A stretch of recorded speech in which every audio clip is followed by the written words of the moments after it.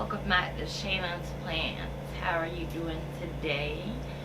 Today's video is a two-part, and this is the first part.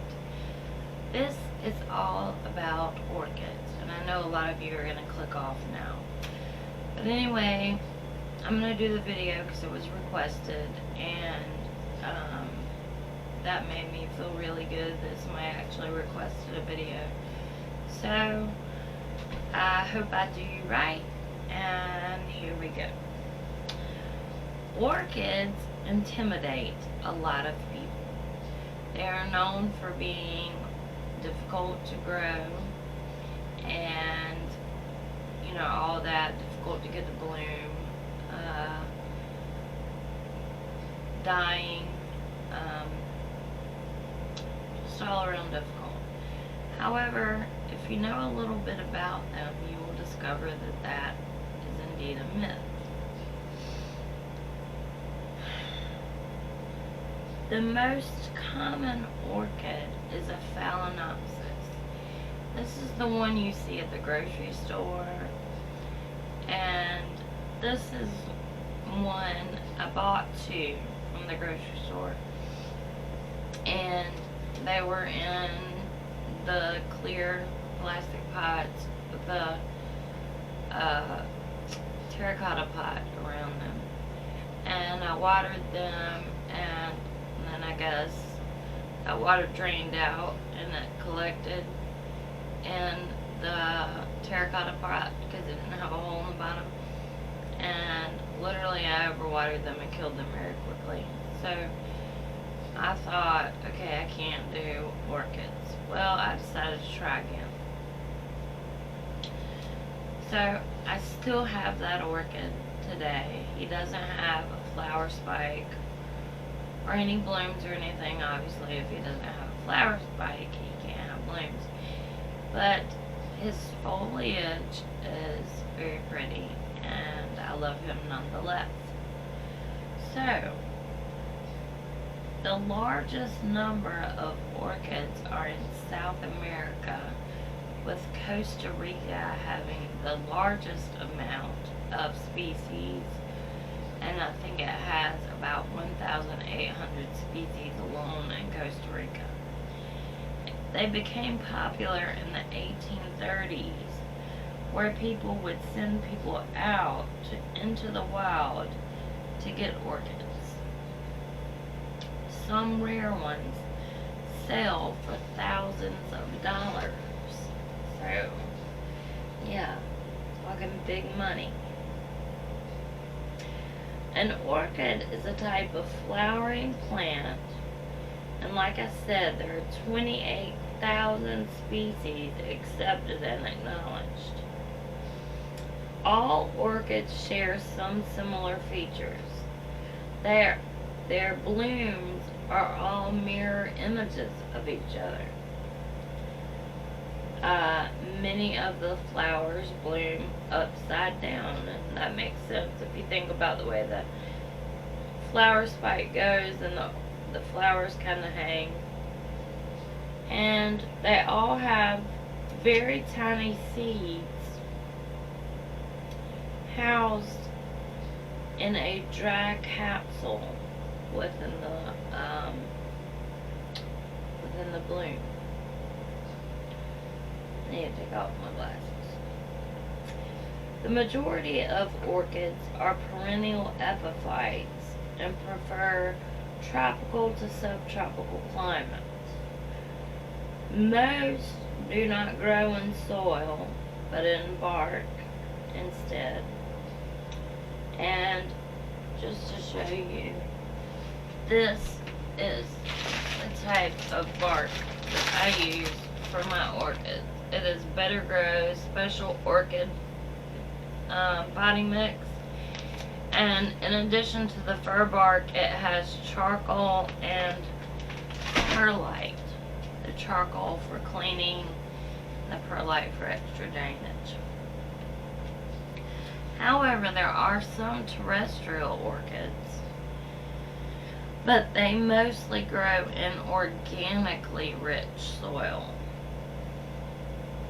orchid roots must be exposed to air because their roots are moisture absorbing, and they have the ability to photosynthesize, which is why, and this is obviously not an orchid, you see them in these clear pots with many holes around. The holes for maximum airflow and the clear plastic pots so they can photosynthesize.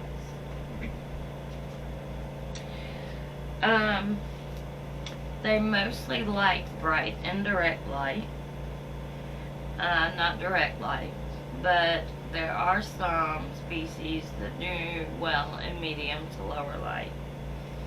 So basically, what I'm saying is, even though there's some general care, if you have a certain species of orchid, you need to look up that specific care for that species of an orchid.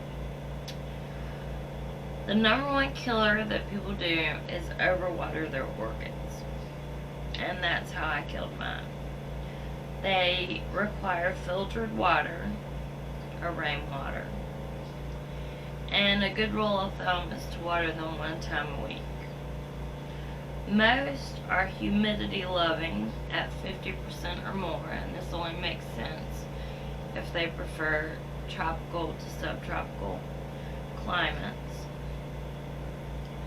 And most grow pseudo bulbs to store water so they can stand for long periods of drought. Propagation is by division, offshoots, or tissue culture.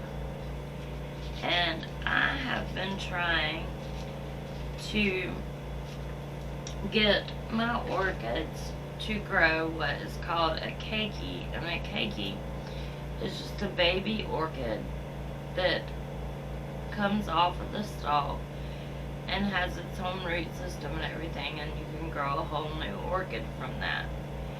And I even got this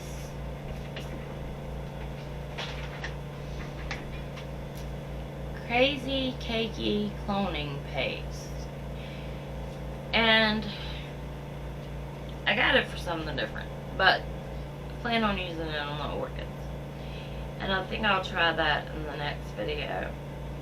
But I've read that you pull back the sheath, the covering of the flower stalk, to expose a node, and then you put a pea-sized amount of this on it, and then you continue caring for the mother plant. And then when the keiki has developed roots that are several, or that are a ½ inch long, it is safe to remove and repot.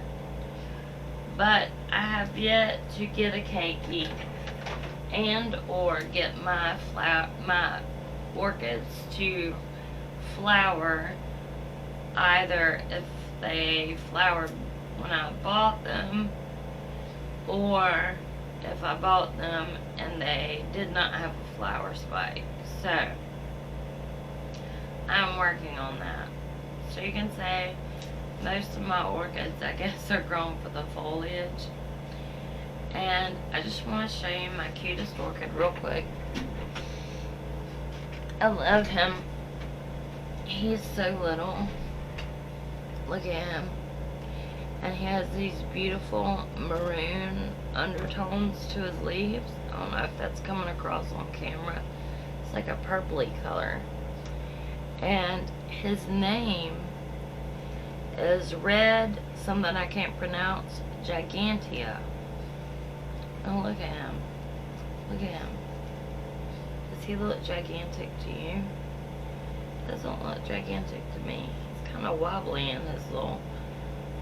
I might need to either stake him or I just repotted him.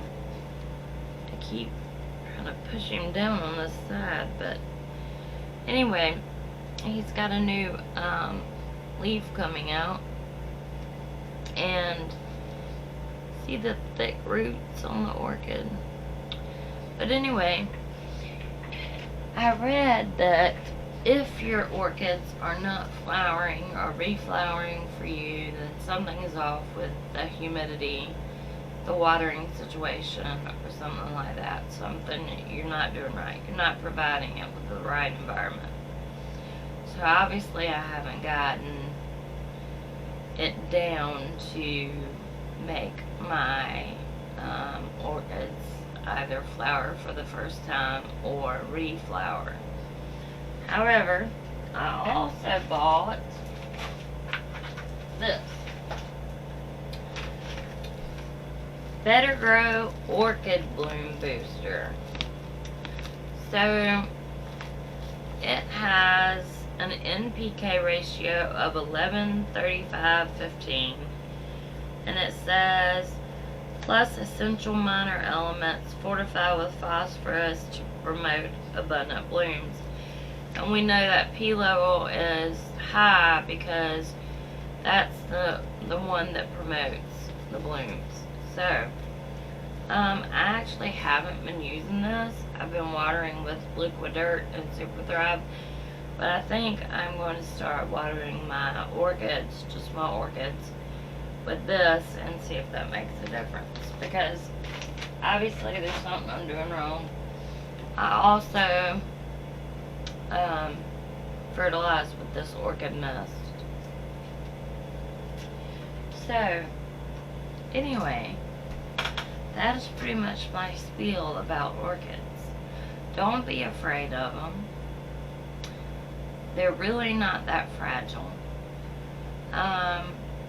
There is a YouTuber, Miss Orchid Girl, and she does a phenomenal job explaining all about orchids. Her whole channel is all about orchids. And I've watched it, and some of her stuff is over my head, but when I have a question, she is my go-to girl. So if you have a question that I did not answer, which is probably the case, then please tune into her channel and follow her and learn more about orchids, especially more in depth about orchids. So anyway, tomorrow's video we go to Lowe's to go orchid shopping, and I have a surprise for you in that video, and you will see. And not gonna spoil alert, but anyway, I take you around, show you the orchids that they have and the ones I've learned not to buy. So anyway, give it a try. Watch today's video, watch tomorrow's video, and I hope to see you in the next houseplant video. Bye.